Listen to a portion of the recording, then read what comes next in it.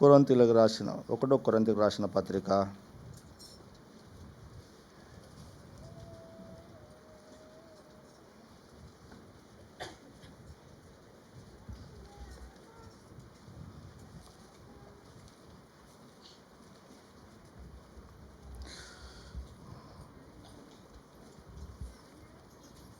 6వ అధ్యాయము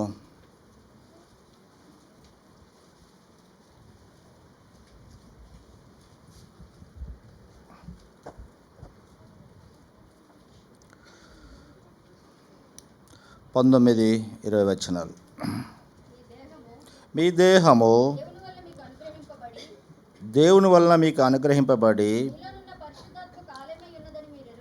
మీలోనున్న పరిశుద్ధాత్మకు ఆలయమై ఉన్నదని మీరు ఎరుగరా?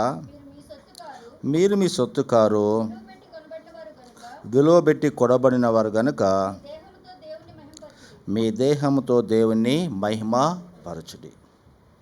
ఆత్మతో సత్యముతో ఆరాధించాలని చూస్తూ వస్తుంటాం. ఇక్కడ మీ దేహముతో దేవుని మహిమ పరచుడి. దేహముతో కూడా దేవుని మహిమపరచాలన్నట. ఆత్మతో సత్యంతో కూడా దేహంతో కూడా దేవుణ్ణి మహిమపరచాలి. అంటే ఈ దేహము చాలా విలువైందని దేవుడు చెప్పేస్తూ వస్తుంటున్నాడు. దేహముతో దేవుణ్ణి మహిమపరచాలి.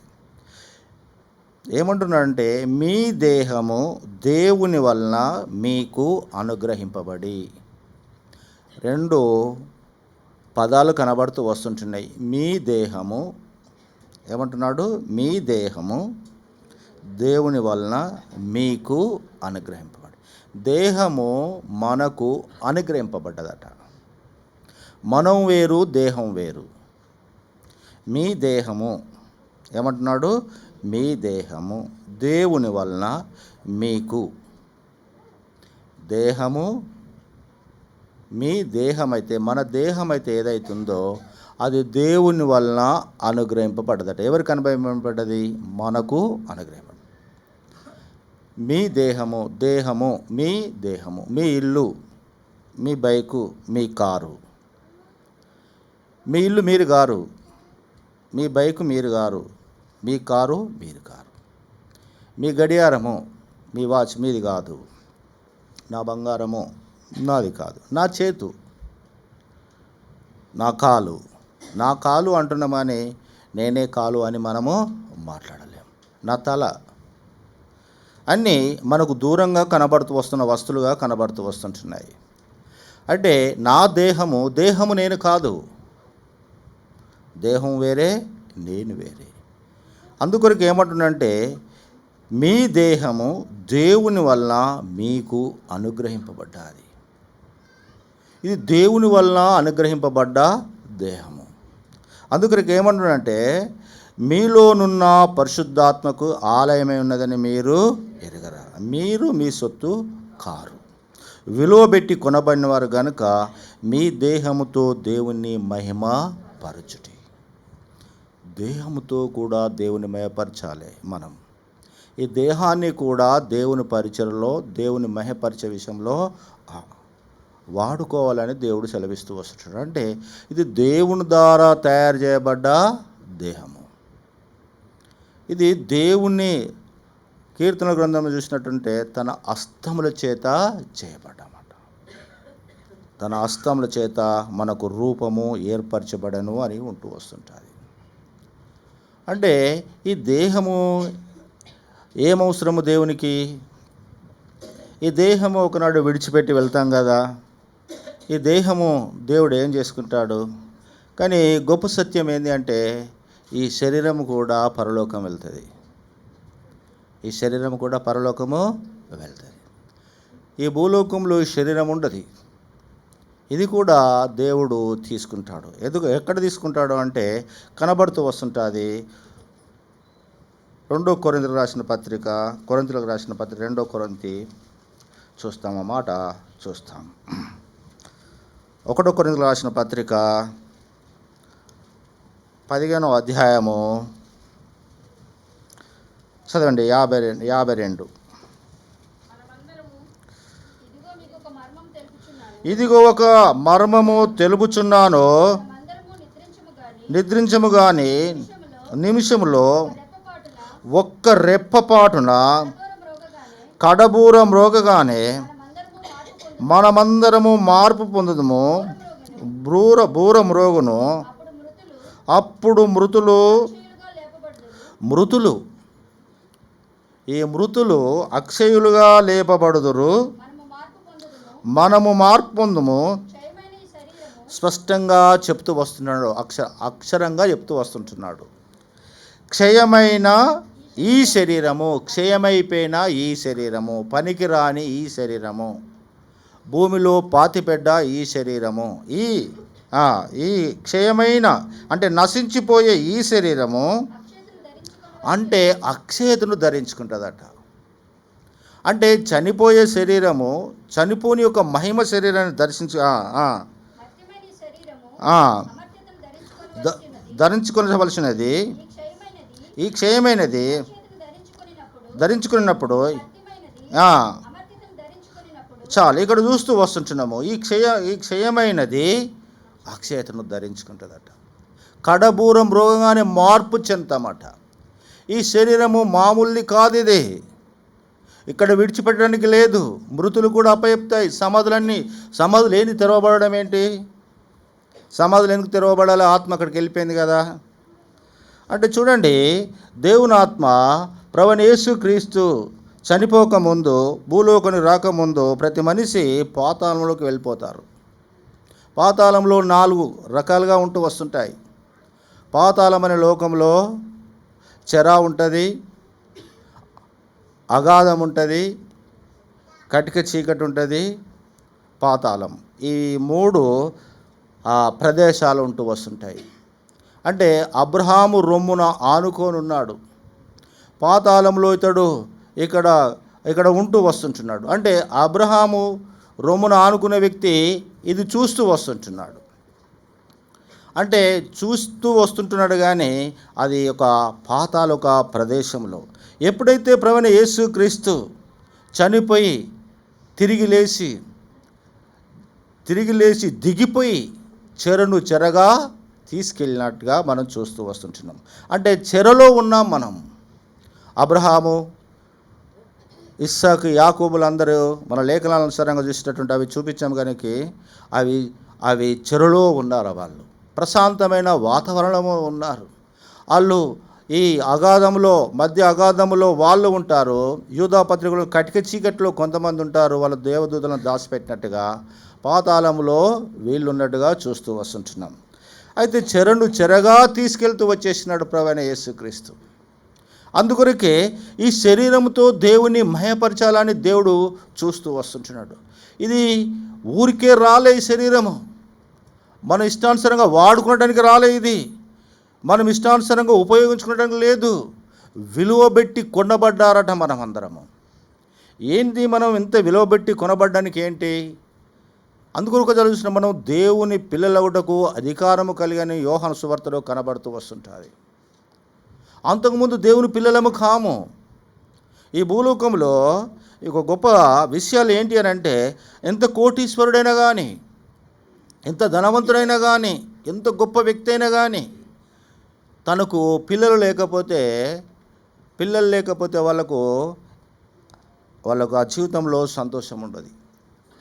ఏం చేసుకుంటాయి? ఈ కోట్లు, కంపెనీలు ఉన్నాయి, పెద్ద పెద్దవి వ్యవస్థలు ఉన్నాయి, పనివాళ్ళు ఉన్నారు, అన్ని వాళ్ళే చూసుకుంటారు ఇతడు పోకున్నా. కానీ వారసులు లేకపోతే, సంతానం లేకపోతే వాళ్ళకు బాగా బాధగా ఉంటూ వస్తుంటుంది. అలాగనే దేవుడు తన పిల్లలుగా, తన సొత్తుగా చేసుకునడానికి ఈ భూలోకానికి వచ్చినట్టుగా మనం చూస్తూ వస్తుంటున్నాం.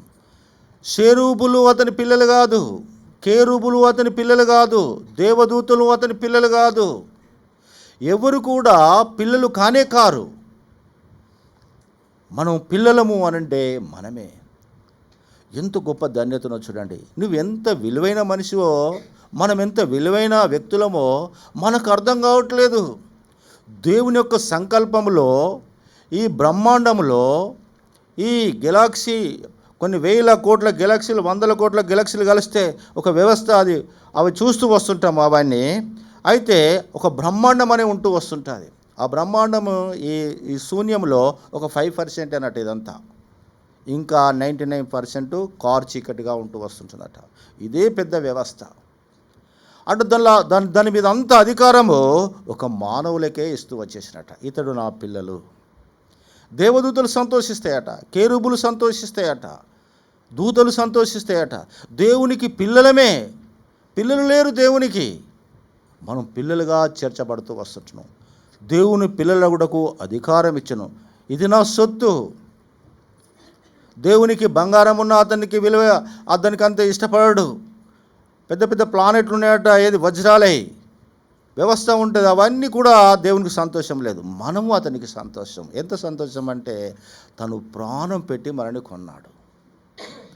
మరణము లేని దేవుడు, మరణము చూడని దేవుడు, మరణము దరిదాపులకి వెళ్ళని దేవుడు నీ కొరకు నా కొరకు ఆ కలువార్షులలో ప్రాణం పెట్టినట్టుగా చూస్తూ వస్తుంటున్నాం. ఎందుకొరకు? తన పిల్లలుగా అవడానికి. దేవుని పిల్లలమట. మనకు దేవదూతలు పరిచారకులుగా ఉంటూ వస్తుంటున్నారు. మనం ఎంత శ్రేష్టమైన వారం అంటే, ఈ భూలోకంలో చూసినట్టుంటే ఎవరన్నా ఎమ్మెల్యే కానీ ఎవరైనా గెలిచినప్పుడు ఎమ్మెల్యేకు పోటీ చేస్తే వాళ్ళు ఏం చేస్తారంటే, వాళ్ళు పాల్గొన్నప్పుడు వాళ్ళకు బందోబస్తు ఉండదు. ఎప్పుడైతే ఎమ్మెల్యే అవుతాడో అప్పుడు అతడు ఏం చేస్తాడంటే పోలీస్ వ్యవస్థ ఇంటికాడికి వెళ్ళి నిలబడుతూ వస్తుంటుంది. బందోబస్తు ఉంటారు. అప్పుడు అతడు ఒక్కడిగా పోలేడు. తనకు ముందు వెనక ముందు అంత కాపర్లుగా ఉంటూ వస్తుంటారు. ఎప్పుడైతే ప్రభువైన యేసుక్రీస్తును అంగీకరిస్తావో అప్పుడు ఒక దేవుని దూతలు నీ చుట్టూ కావలిగా ఉంటాయి. నువ్వెంత శ్రేష్ఠ మనిషివో చూసినావా?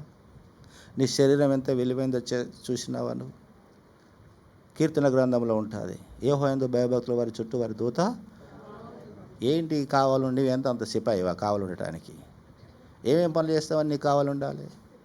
టీ ఇవ్వవు, కాఫీ ఇవ్వవు, అన్నం ఇవ్వవు, వాళ్ళకి రూమ్ చూపించవు. అది ఎక్కడ ఉంటుంది? నువ్వు బస్సు మీద పోతే రావాలి, నువ్వు ఎక్కడ కూర్చుంటే అక్కడ కూర్చోవాలి, నువ్వు ఎవరితో మాట్లాడినా అక్కడ ఉండాలి. ఏంటి నీకు అంత విలువ? దేవుని బిడ్డవు. చూసిన వానికి ఎంత విలువ, నీ శరీరం ఎంత విలువైందో, నువ్వు ఎంత శ్రేష్టమైన మనిషివు. పరలోకం నుంచి దేవుని యొక్క దూతలు వెళ్ళు, ఈ గోపాలపట్నంలో ఈ ప్రాంతంలో ఉన్న బిడ్డ, నా కుటుంబం మోకాళ్ళ మీద ఉంది, వాళ్ళకు భద్రత కావాలి. దేవుని అంగీకరించింది, పాపాలు ఒప్పుకున్నది, పశ్చాత్తాపడ్డది నా బిడ్డ.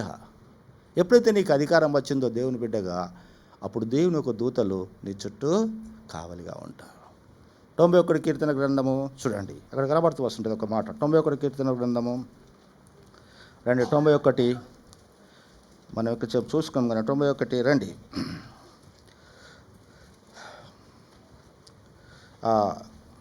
11వ వచనం. నీ మార్గములన్నిటిలో నిన్ను కాపాడుటకు. ఇది సత్యం, నీకు తెలుసా? పరలోకంలో నీ గురించి ఒక విషయం మాట్లాడుతూ వస్తుంటున్నాడు దేవుడు దూతల దగ్గర. దేవుడు నీ గురించి మాట్లాడుతూ వస్తున్నాడు. నీకు తెలియట్లేదు, నాకు తెలియట్లేదు. నువ్వు ఎంత శ్రేష్టమైన మనిషివో, ఎంత గొప్ప వ్యక్తివో. ఈ లోకంలో నిన్ను ఎవరు ఎన్నిక చేయకపోవచ్చు, ఎవరు నిన్ను ఇష్టపడకపోవచ్చు, ఎవరు నిన్ను అందరు అసహించుకోవచ్చు, అందరూ నిన్ను ఎగతాళి చేయవచ్చు. నీకు బట్టలు లేవని, నువ్వు గొప్ప స్థితులు లేవని, నీకు బైక్ లేవని, కాలినడక వెళ్తున్నావని, నీకు ఉద్యోగం చిన్నదని, నువ్వు చాలా దీనస్థితిలో ఉండవచ్చు. కానీ దేవుని యొక్క దూత నీ చుట్టూ కంచె వేస్తూ వచ్చేసింది. ఎందుకొరకంటే నువ్వు దేవుని బిడ్డవు. అందుకొరకు ఏమంటాడు వస్తున్నాడంటే, నీ మార్గంలో నిన్ను కాపాడుకు ఆయన నిన్ను గూర్చి తన దూతలకు ఆజ్ఞాపించెను. దూతలకు ఆజ్ఞాపించినాడట నిన్ను గూర్చి. నువ్వు ఎంత శ్రేష్టమైన మనిషివి, ఎంత గొప్ప వ్యక్తివి, ఎంత ఉన్నత స్థానంలో ఉన్నావు చూసినావా?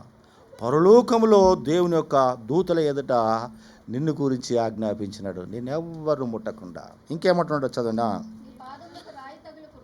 నీ పాదములకు రాయి తగులకుండా.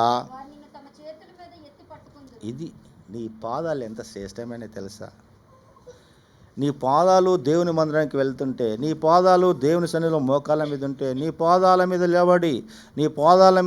లేవడి దేవాది దేవుని ఆరాధిస్తూ వస్తుంటే అది దేవునికి ఇష్టమైనది. అందుకొరకే దేవుని యొక్క బందోబస్తు నీ చుట్టూ ఉంటూ వస్తుంటుంది. ఎంత శ్రేష్టమైన వారము చూడండి. అందుకొరకే ఇక్కడ చూస్తూ వస్తుంటాం, ఈ మాట చూసుకొని మనము ఆరాధనకి వెళ్తూ వస్తుంటాం. రండి 51 103 కీర్తన గ్రంథము రండి. 103 మొదటి నుంచి చూడండి. తన ప్రాణంతో తాను చెప్పుకుంటున్నాడు, నా ప్రాణమా యెహోవాను సన్నుతించుము, నా అంతరంగములున్న సమస్తమా ఆయన పరిశుద్ధ నామమును సన్నుతించుము, నా ప్రాణమా యెహోవాను సన్నుతించుము,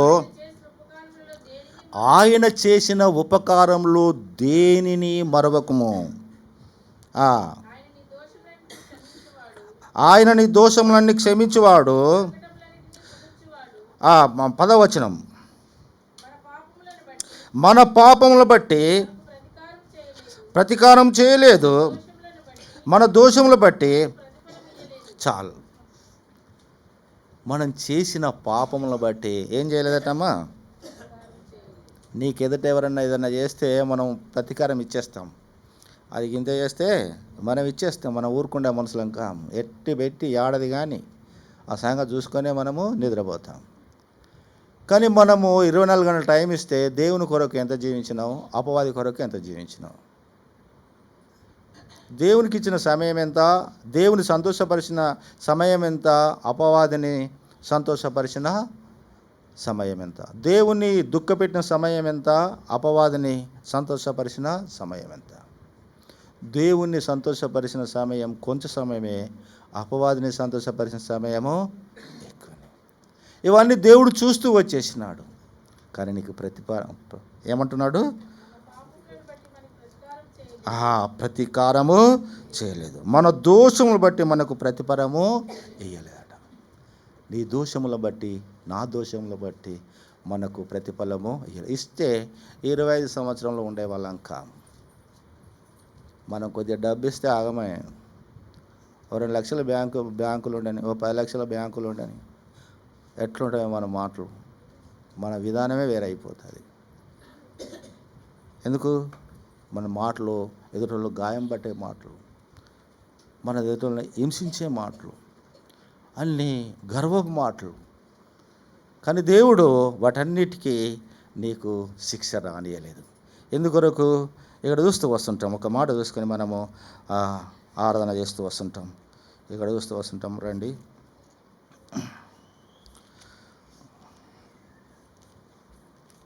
ఒక నిమిషం.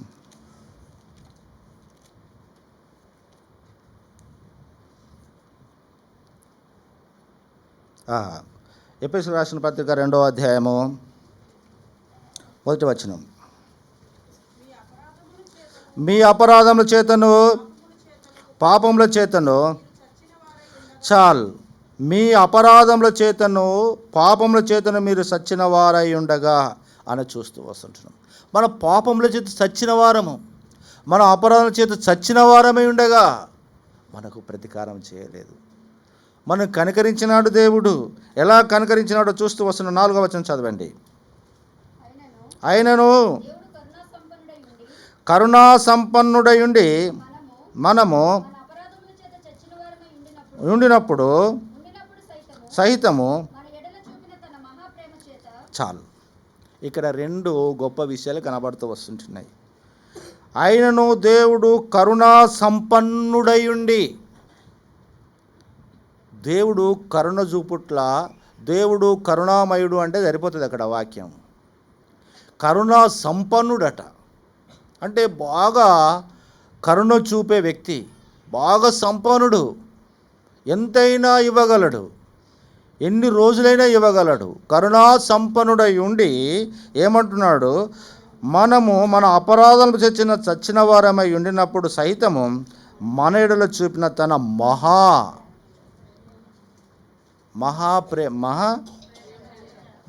అని ఎందుకు పెట్టినాడు? ప్రేమ చేత అంటే అయిపోతాయి కదా, ప్రేమ చేత అంటే అయిపోతుంది. మహాప్రేమనట. నువ్వంటే మహాప్రేమ అతనికి. మహా కరుణా సంపన్నుడై ఉన్న దేవుడు నీవంటే నేనంటే మహాప్రేమ. అందుకొరకే నీవు చేసిన పొరపాటుకు ఒక్క శిక్ష కూడా పొందలే 25 సంవత్సరంలో. ఎందుకొరకు పొందలే మనం? కరుణ సంపన్నుడు. నువ్వు బ్రతకడం ఇష్టం, నువ్వు దేవుని రాజ్యంలో ఉండడం ఇష్టం, దేవుని పిల్లలవడకు అతనికి ఇష్టము. దేవుడిని కాపాడుకుంటున్నాడు. నీ నీతి చేత, నా నీతి చేత మనం కాపాడబట్టలేము. దేవుని ఒక కృప, తండ్రి కృపార్షమందు కూర్చుండి మన కొరకు అనుదినము విజ్ఞాపన చేస్తూ వస్తుంటున్నాడట. ప్రభా క్షమించు, తెలియక చేసింది ఆ సిస్టర్. ప్రభా సహోదరుని క్షమించు, ఏదో అజ్ఞానంగా చేస్తూ వచ్చేసినాడని దేవుని దగ్గర ప్రభువైన యేసుక్రీస్తు నీ కొరకు నా కొరకు ప్రార్థన చేస్తూ వస్తుంటున్నాడు. ఆ సత్యం మనకు తెలియట్లేదు. నా వల్ల నేను బ్రతుకుతూ వస్తుంటున్నాను. నీవు నీ సొత్తు కాదు. నీవు అనే నేను అనే శబ్దానికి, ఆ శబ్దానికి ఇచ్చిన దేహం అది, దేవుడిచ్చిన దేహము. ఈ దేహము కూడా పరలోక రాజ్యం వెళ్ళాలి, నీవు కూడా పరలోక రాజ్యం వెళ్ళాలి. ఈ దేహము మహిమా శరీరంగా మారిపోతుంది. నీ రూపం నీకే ఉంటుంది. ఇంకో జాల స్పష్టంగా కనబడ్డది, ఇంకో జాల చూపించచ్చు లేఖనం, కానీ మనకు టైం లేదు కనుక నీవే అక్కడ ఉంటూ వస్తుంటావు. నీ శరీరం నీకే ఉంటుంది, కానీ మహిమా శరీరంగా ఉంటూ వస్తుంటావు. దేవుడు పరలోకం నుంచి వచ్చినప్పుడు, ఇవి లేపబడ్డప్పుడు మహిమా శరీరంగా మారిపోతాం. ఒక వెలుగు ప్రభావం ఉంటుంది, ఒక తేజస్సు కలిగిన వాడిగా ఉంటావు, గొప్ప స్థాయిలో ఉంటూ వస్తుంటావు. అందుకొరకే దేవదూతలు నీకు నాకు బందోబస్తుగా ఉంటూ వస్తుంటున్నాయి. జీతమియం, రమ్మనం. మనం బస్సుకి వెళ్తే మన బస్సు మీద వెళ్తుంటే అది వచ్చేస్తుంది దేవదూత. నువ్వు ఎక్కడ పండుకున్నా అక్కడికి వచ్చేస్తుంది, నువ్వు ఏడికన్నావో అక్కడికి వచ్చేస్తుంది. అంత గొప్ప శ్రేష్ఠులు మనం. అందుకొరకే నా ప్రాణమా ఆయన చేసిన ఉపకారంలో దేనిని మరవకం. మనం మరవద్దండి. దేవుణ్ణి ఈ మేలును జ్ఞాపకం చేసుకోండి. నీకు ఎన్ని మేలు చేస్తున్నాడో, నిన్ను ఎన్ని అపాయాల నుంచి కాపాడినాడో, ఎన్ని మరణాల నుంచి కాపాడినాడో. కొన్నిసార్లు మనం చనిపోవాలనుకుంటాం, విసిగిపోయి మనం చనిపోవాలనుకుంటున్నాం, కానీ దేవుడు నేను కాపాడినాడు. బిడ్డ నువ్వు చావకు. మనస్సాక్షి ద్వారా మాట్లాడినాడు. ఎన్నో రకాలుగా నేను బాధలను తీర్చినాడు, ఎన్నో వేదనల నుంచి విడుదల కలిగించినాడు, ఎన్నో దుఃఖ దినాల నుంచి అన్ని విడుదల కలిగించినాడు. నేను ఒకప్పుడు చనిపోతాను అనుకున్నా, దేవుడు నన్ను కాపాడినాడు. నీ హృదయంలో నీకు అది ఉంది. ఇవన్నీ దేవుడు చేసినవి. ఎందుకొరకు అంటే ఒక మాట చదువుకుందాం. గలతీయులకు రాసిన పత్రిక అనుకుంటా. ఈ మాట చదువుకొని మనము ఆరాధన చేస్తూ వస్తుంటాం. గలతీయులకు రాసిన పత్రిక అనుకుంటా. ఆయన మన తలంపులకు చెప్పండి, అది ఎక్కడ? ఫిలిప్పియా? ఫిలిప్ 4వ అధ్యాయము చదవండి. చూడండి, అప్పుడు సమస్తము జ్ఞానముకు మించిన దేవుని యొక్క సమాధానము యేసుక్రీస్తు వలన మీ హృదయములకును మీ తలంపులకును ఎక్కడ కావాలి? హృదయానికి కావాలి, తలంపులకు కావాలి. ఒక్క తలంపు దేవుని యొక్క కావాలి. నీ తలంపులు లేకపోతే, దుష్ట తలంపు వస్తే ఎప్పుడో పడిపోతావు. దేవుడు నీ హృదయాన్ని కాపాడకపోతే ఏదో దుష్ట ఆలోచన వచ్చేసి నువ్వు ఎప్పుడో పడిపోతావు, ఎప్పుడో చనిపోతాం, ఎప్పుడో నిర్ణయాలు తీసుకుంటూ వస్తుంటాం. కానీ నీ హృదయము చెడిపోకుండా, దుష్ట ఆలోచన రాకుండా, దుష్ట తలంపులు రాకుండా, నీవు నీ కుటుంబం పడిపోకుండా నీ చుట్టూ, నీ తలంపుల చుట్టూ, నీ హృదయం చుట్టూ దేవుడు కాపాడుతూ వస్తుంటున్నాడట.